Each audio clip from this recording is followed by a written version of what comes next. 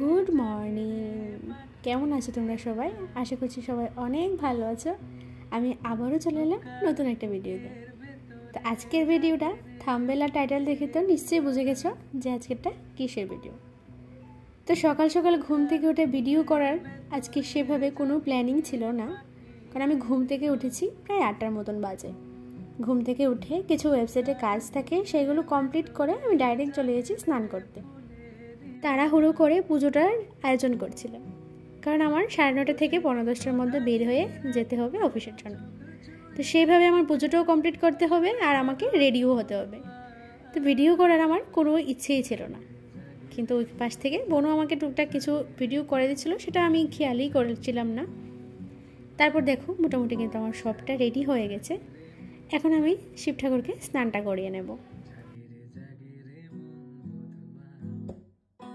তাড়াহুড়ো করে সবটা করছিলাম। পাশ থেকে মা আমাকে বলছিল যে আজকে অফিসে যেতে হবে না, কিন্তু আমি বললাম যে আমি তো আগে থেকে কিছু বলিনি, আমি কিভাবে ছুটিটা নেব। মা বলছে এখন ফোন করে বলে দে যে আজকে আমি আসবো। আর সাথে মা এটাও বলছিল যে আজকে নাকি মা শিব মন্দিরে যাবে। মার সাথে আমাকেও যাওয়ার জন্য বলছে যে প্রত্যেকটা সোমবারে তো তাড়াহুড়ো করে পুজো দিয়ে চলে গেছিলি, কোনোভাবে ঠাকুরের মন্দিরেও যাওয়া হয়নি, আজকে চল মন্দিরে যাবো। ফার্স্টে তো মার কথা একটু রাজি হলাম না, কিন্তু মা যখন বললো মন্দিরে যাবে সেই মুহূর্তে আমি রাজি হয়ে গেলাম। ভাবলাম ঠিকই তো, তাড়াহুড়ো করে 3টে সোমবার তো পুজো দিয়েছি, আজকে না হয় একটু ভালো মতে আস্তে ধীরে পুজোটা দেওয়া যায়।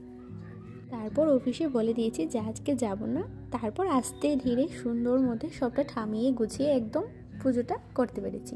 এখন যেহেতু ঘরের পূজা কমপ্লিট হয়ে গেছে, এখন আমি বাবুর জন্য প্রসাদটা রেডি করছি। বাবু দোকানে চলে যাবে, সেই কারণে বাবুকে প্রসাদটা প্যাকিং করে দিয়ে দেব। তো এখানে সাবু আর কলাটা ভালো করে মেখে নিচ্ছিলাম, আর বাকি ফল ফসারি সেটা প্লেটে দেওয়া হয়ে গেছে।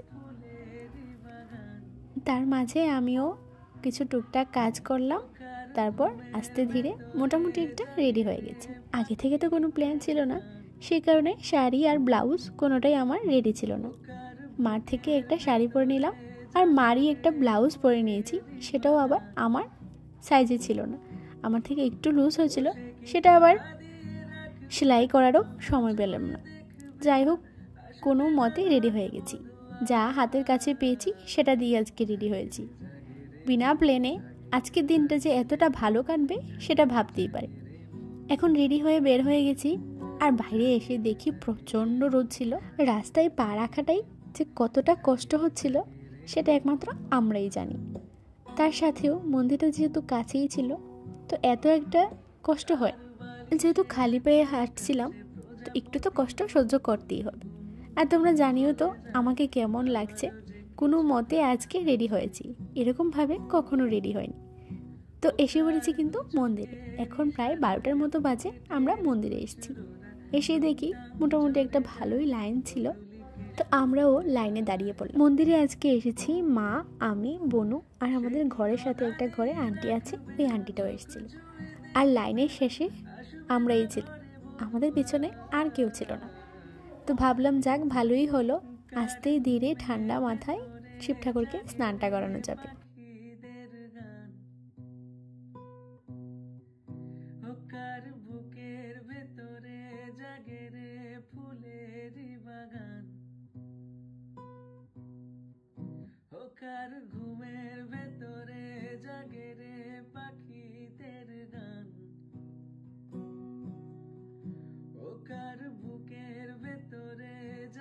এখানে শিব ঠাকুরের পাশাপাশি মা মহামায়ার মন্দিরও আছে। যেহেতু দুপুর প্রায় অনেকটা হয়ে গেছিল, সেই কারণে মন্দিরটা বন্ধ ছিল, তোমাদেরকে দেখাতে পারলাম না।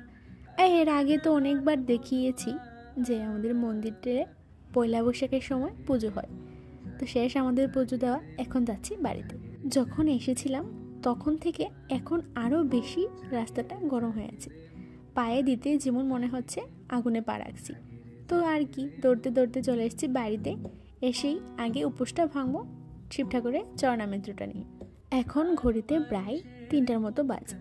এখন চরণামৃতটা নিয়েছি আর প্রসাদের থালাটা সাজিয়ে বসলাম।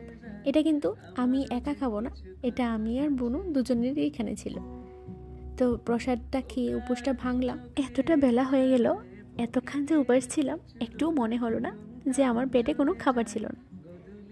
কিন্তু অন্যদিন আমার এরকম হয়, একটা বাজতেই ইঁদুরের ছুটোছুটি লেগে যায় পেটের মধ্যে। তো যাই হোক, আজকে তো উপোসটা এভাবেই ভাঙলাম। তারপর বিকেলবেলা একটু আম কেটে দিল মা, সেটাই খেলাম। তারপর সন্ধ্যাবেলায় আমার ভাই এসেছিল ওকে রাখি দেওয়ার জন্য। জানো তো, মনটা না ভীষণ খারাপ ছিল যে এই বছর আর কাউকে রাখি দিতে পারিনি।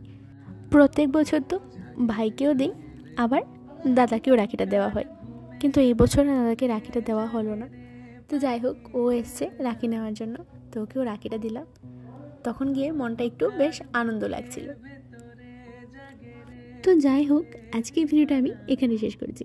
যদি ভিডিওটা ভালো লাগে থাকে অবশ্যই কিন্তু like, comment, share and subscribe করে দিও।